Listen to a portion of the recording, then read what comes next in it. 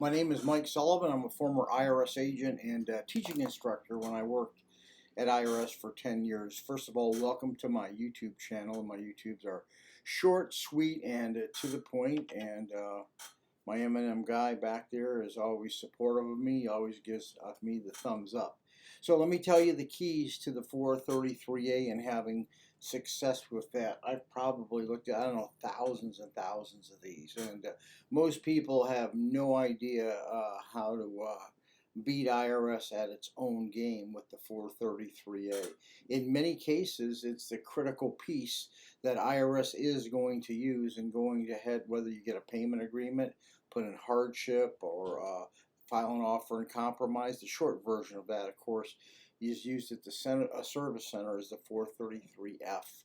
So with all that said, you have to understand what IRS is doing with this form. They're looking to collect money. So the only two things, the big things on the form is, what are your assets? What can they take? What liquidity do you have in them? And what is your income and expenses? So those are the really key that IRS focuses on. If there's any assets that you can liquidate or IRS can liquidate, that's the first thing that they're going to go ahead and ask for. And understanding the IRS national standard, the local standard, and geographical standards are very important. Now, the key to working these cases successfully is, if you have debt, is knowing ahead of time, maybe 3 or 6 months out, how you can shape your financial statement to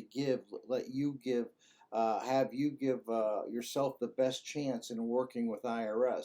It's not a matter of just writing it up when they ask and giving it to them. It's understanding that form first and say, gee, I'm going to have to give this form to them in 3 or 6 months.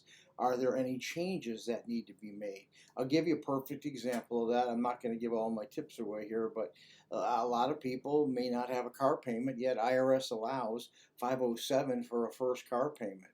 Well, if you don't have that car payment, you're going to have to give IRS that 507. That's what they demand. They allow you. So if you go out and lease a car for 507, you get to keep a brand new leased car, or you can own a car for 507 and not give it to the IRS. There's a lot of tricks in this. A lot of things you can do to help benefit yourself in giving them the form. It's always best to give this to someone professional. Make sure IRS, by the way, is going to look at every check mark, everything you do, to see if there's an inroad. Keep in mind, IRS may pull your credit card report up, or they may check your loan applications. And IRS has a lot of tricks in store for them to use to make sure you're giving them the right financial statement. So stay tuned for more.